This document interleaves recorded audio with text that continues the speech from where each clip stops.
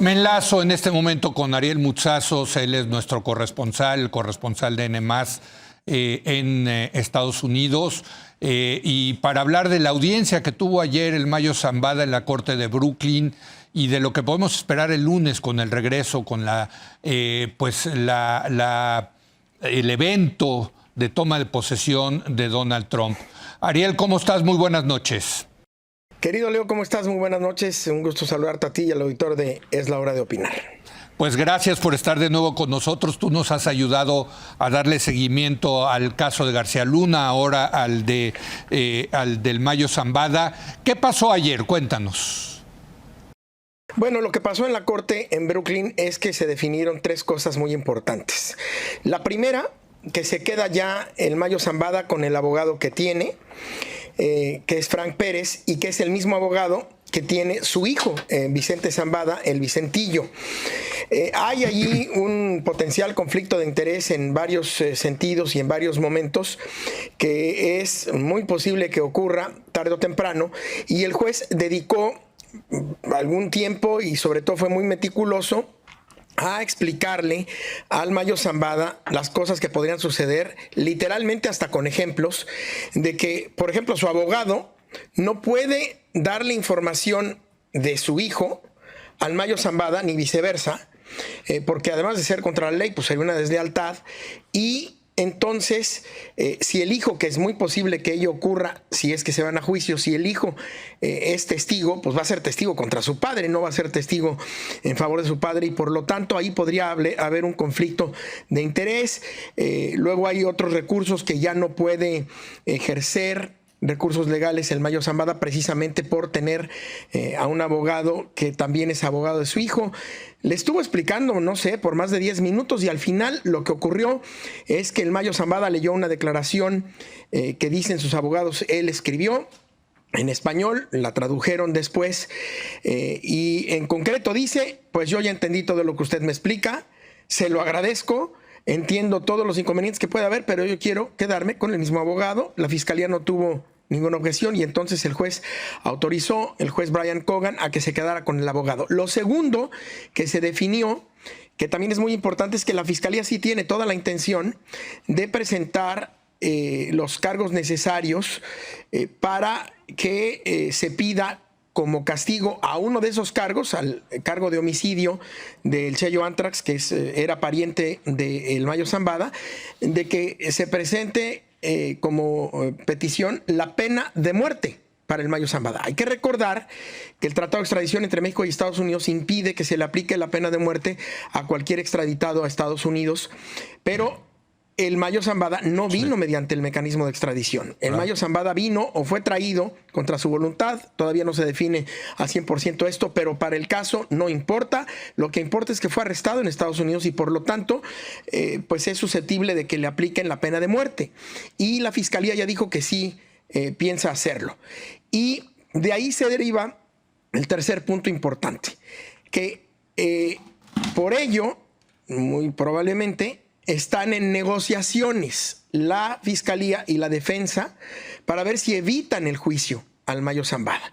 Por supuesto, las negociaciones pues tienen que incluir prebendas o reducción de sentencia o quitar la pena de muerte de la mesa para el Mayo Zambada, a cambio de que el Mayo Zambada pues contribuya con información, con cooperación y también que reconozca al menos algunos delitos. Esto es lo que usualmente ocurre. Y pidieron entonces al juez 90 días para poder continuar con las negociaciones y ver si llegaban a buen puerto o no. El juez se las dio y el 22 de abril a las 9:30 de la mañana es la siguiente audiencia y ahí estaremos, Leo. Pues Ariel, esto tercero que tú hablas a mí me parece interesantísimo, porque si efectivamente se logra un acuerdo entre la Fiscalía y la defensa del Mayo Zambada, pues esto podría ser un terremoto político en México por el tipo de información que maneja el gran capo del cártel de Sinaloa. Imagínate la información que tiene, ¿no?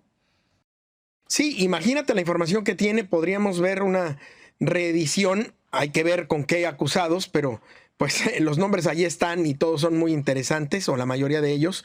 Una reedición de los juicios a el Chapo Guzmán y a Genaro García Luna, a ver ahora contra quién.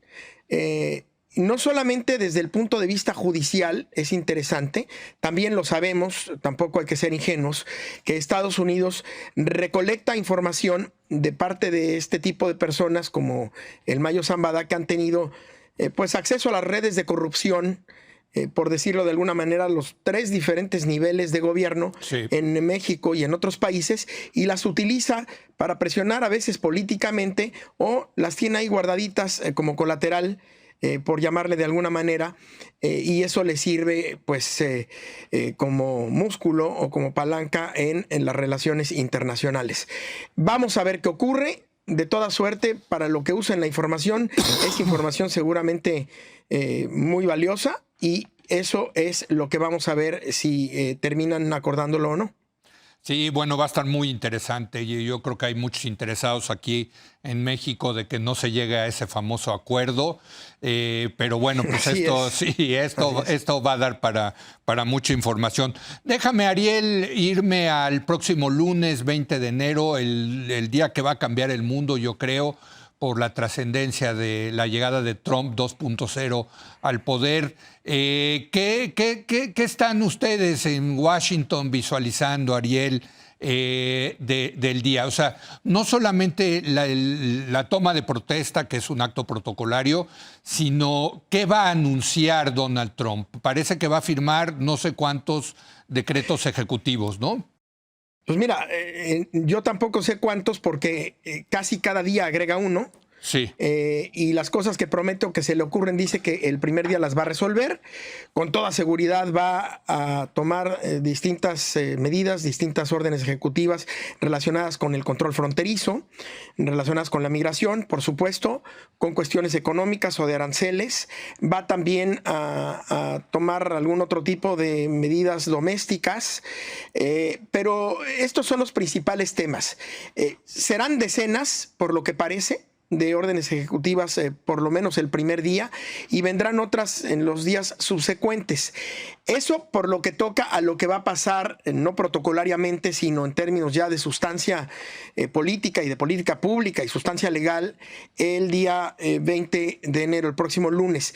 Pero también hay que decir muy rápidamente, porque esto da pues mucha tela de dónde cortar, pero no hay que olvidar la circunstancia tan distinta en la que llega Donald Trump a la presidencia. Llega con una legitimidad muy importante dada por pues una mayoría de votantes, tanto popular como en el colegio electoral, muy importante, que es incluso mayor que la que obtuvo en 2017, luego en 2016-2017. Y luego es importante decir que tiene además menos resistencia, sorprendentemente enfrenta menos resistencias. El Partido Demócrata está en este momento en la lona, y entonces hay menos resistencias políticas, pero también es cierto que los empresarios no solo no se han pronunciado, sino que muchos empresarios, sobre todo de tecnología, además de Elon Musk, Jeff Bezos, Mark Zuckerberg y otros, están pues verdaderamente haciéndole ahí la corte, y eso también